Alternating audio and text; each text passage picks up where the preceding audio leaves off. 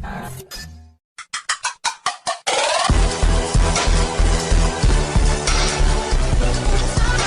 Friend, स्वागत है आपका अपने चैनल सिविल टॉक में।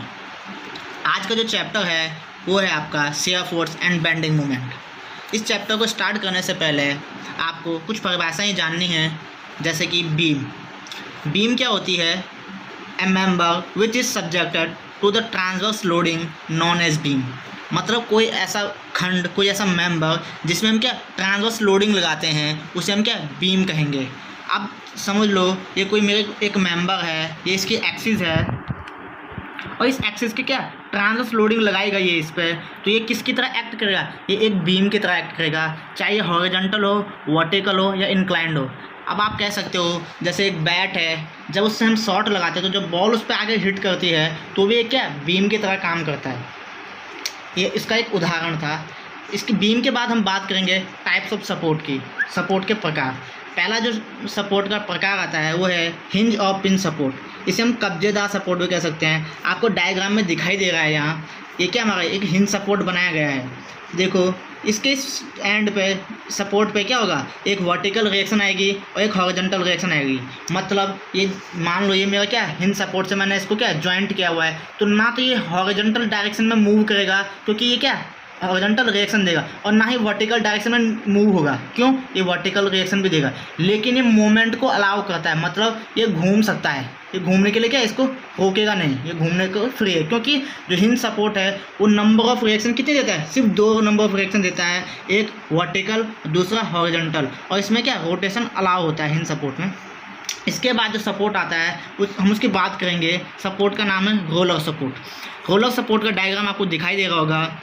हिंज सपोर्ट की तरह ही होता है, लेकिन नीचे से फिक्स ना होकर इस पर क्या रोलर लगे होते हैं। इसके कारण है क्या सिर्फ एक ही रिएक्शन देता है, वो भी वर्टिकल। मतलब अगर मैं इस पर वर्टिकल फोर्स लगाऊं तो ये अपनी जगह से नीचे नहीं आएगा, बल्कि उसको रजिस्ट करेगा। लेकिन अगर मैं इस पर इस डायरेक्शन में हल्का सा भी हॉरिजॉन्टल फोर्स लगाऊं तो इन रोलरों के लगे होने के कारण क्या ये पूरी बीम इस डायरेक्शन में मूव कर जाएगी, और इसलिए इसमें क्या नंबर ऑफ रिएक्शन केवल एक आती है, और ये हॉरिजॉन्टल एंड रोटेशनल मूवमेंट को क्या अलाउ करता है रोलर सपोर्ट। इसके बाद हम बात करते हैं फिक्स सपोर्ट की।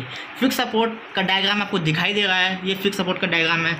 फिक्स सपोर्ट जो है ये हॉरिजॉन्टल रिएक्शन भी देता है, वर्टिकल रिएक्शन भी देता है, और मूवमेंट के लिए भी रिएक्शन देता है। मतलब ना तो ये हॉरिजॉन्टल मूवमेंट अलाउ करता है, ना वर्टिकल मूवमेंट अलाउ करता है, और ना ही रोटेशनल मूवमेंट अलाउ करता है। इसमें नंबर ऑफ रिएक्शन हो जाएंगे आपकी 3। टाइप्स ऑफ सपोर्ट के बाद अब हम बात करेंगे टाइप्स ऑफ बीम की। इसमें पहले प्रकार टाइप की जो बीम है उसका नाम है कैंटिलीवर बीम या पास धरन। दूसरा टाइप की बीम सिंपली सपोर्टेड बीम, शुद्धालंबित धरन। तीसरा टाइप की beam overhang beam, fixed beam, continuous beam, propped cantilever beam. ये हमारी मेन टाइप की बीमें हैं। अब मैं बात करता हूँ फर्स्ट टाइप की बीम की, कैंटिलीवर बीम की। जिस बीम का एक सिरा फिक्स हो तथा दूसरा सिरा मुक्त हो या फ्री हो, मतलब one and is fix and another and is free हो, उस बीम को हम क्या कैंटिलीवर बीम कहेंगे। दूसरे टाइप की बीम है जिसे हम सिंपली सपोर्टेड बीम कहते हैं। इसका एक एंड तो हिंज होगा तथा दूसरे एंड पे क्या रोलर सपोर्ट लगा होगा, तो इसे हम क्या सिंपली सपोर्टेड बीम कहेंगे। इसके बाद मैं बात करता हूँ ओवरहैंग बीम की। ओवरहैंग बीम 2 टाइप की होती है। पहला आता है वन साइड ओवरहैंग, दूसरा आता है बोथ साइड ओवरहैंग। जिस बीम का एक सिरा हैंग हो, मतलब बाहर निकला हुआ हो सपोर्ट से, उसे हम वन साइड ओवरहैंग बीम कहेंगे। और जिस बीम का दोनों सिरे सपोर्ट से बाहर निकले हो उसे हम बोथ साइड ओवरहैंग कहेंगे। इसके बाद मैं बात करता हूँ फिक्स बीम की। फिक्स बीम जिस बीम के दोनों सिरे फिक्स सपोर्ट हों उसे हम क्या कहेंगे, फिक्स बीम कहेंगे। इसके बाद मैं बात करता हूँ कंटिन्यूअस बीम की। कंटिन्यूअस बीम हम उस बीम को कहेंगे जिसमें सपोर्ट की संख्या जो है वो 2 से अधिक हो, उस बीम को हम क्या कंटिन्यूअस बीम कहेंगे। प्रोप्ड कैंटिलीवर बीम कौन सी बीम होती है? प्रोप्ड कैंटिलीवर बीम वो बीम कहलाती है जिसका एक सिरा तो क्या हो फिक्स सपोर्ट हो और दूसरे एंड पे हिंज सपोर्ट लगा हो, इसे हम क्या प्रोप्ड कैंटिलीवर बीम कहेंगे। अब मैं बात करता हूँ डिटर्मिनेसी की। डिटर्मिनेसी में 2 चीज़ें आती है, डिटर्मिनेट स्ट्रक्चर और indeterminate structure. If number of equilibrium equation is enough to find the reaction in beam, then the beam is called determinate और vice versa। इसका मतलब है अगर तुम्हारे पास इक्विलिब्रियम की इक्वेशनें पर्याप्त हैं बीम में रिएक्शन फाइंड करने के लिए, तो हम उसे क्या कहेंगे, डिटर्मिनेट बीम कहेंगे। अगर ऐसा नहीं है तो हम उसे इनडिटर्मिनेट बीम कहेंगे।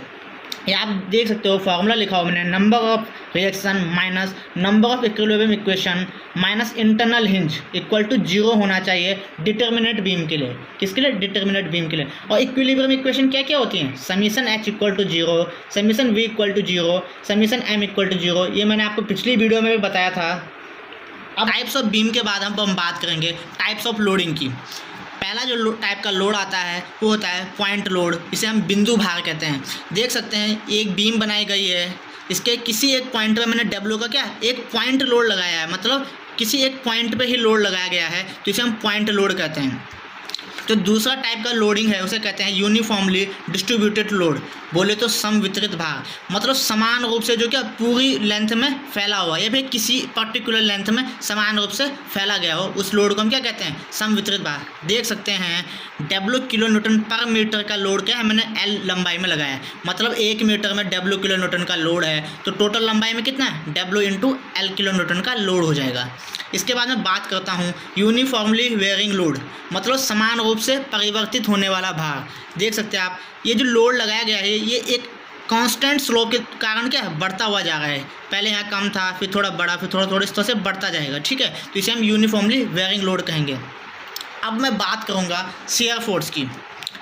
शेयर फोर्स क्या होता है, it is the resultant of all transverse forces to the right और लेफ्ट ऑफ द सेक्शन। मान लो ये कोई मेरी बीम है, या फिर इसका मैंने एक सेक्शन लिया, एक्स एक्स एक सेक्शन काटा इसका, अगर मैं इसके राइट में देखता हूँ तो इसमें जितने भी ट्रांसवर्स डायरेक्शन में फोर्स लगे हैं उनका रिजल्टेंट जो फोर्स होगा इस सेक्शन पे क्या हो जाएगा, उसका शेयर फोर्स हो जाएगा। या फिर मैं इस सेक्शन के लेफ्ट साइड देख सकता हूँ, इसके लेफ्ट साइड जितने भी हमारे रिजल्टेंट ट्रांसवर्स डायरेक्शन में जो फोर्स लगे हुए हैं उनका जो रिजल्टेंट होगा वो इस सेक्शन में क्या कहलाएगा, शेयर फोर्स कहलाएगा।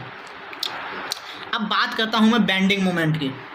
It is resultant moment at a section due to all the transverse forces either to the left or right the section। ये कहना चाह रहा है कि किसी भी सेक्शन के राइट या लेफ्ट में उसके ट्रांसवर्स फोर्सों के द्वारा जो मोमेंट का रिजल्टेंट होता है उसे हम क्या उस सेक्शन पे बेंडिंग मोमेंट कहते हैं।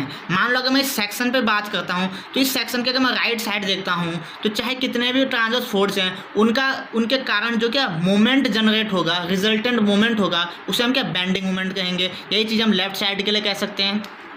और अगर बेंडिंग मोमेंट राइट साइड में अगर देख सकते हैं, अगर मैं सेक्शन के राइट की तरफ देखता हूँ तो जो एंटी क्लॉक मोमेंट होगा उसे मैंने पॉजिटिव दिखाया है, और लेफ्ट साइड के लिए क्या दिखाया, मैं सेक्शन के लेफ्ट में देखता हूँ तो क्लॉकवाइज मोमेंट को पॉजिटिव दिखाया गया है। तो वही कह सकता हूँ इनके कारण जो इफेक्ट आएगा इसे हम सैगिंग कहते हैं, और इसे मैं कह सकता हूँ positive bending moment equal to sagging और negative bending moment equal to hogging. आज का टॉपिक यहीं पे ख़त्म करते हैं। इसके बाद जो हमारी अगली वीडियो आएगी वो रिएक्शन के ऊपर आएगी, और अगली वीडियो देखने के लिए हमारे चैनल को लाइक करें, शेयर करें और सब्सक्राइब करें। Thank you.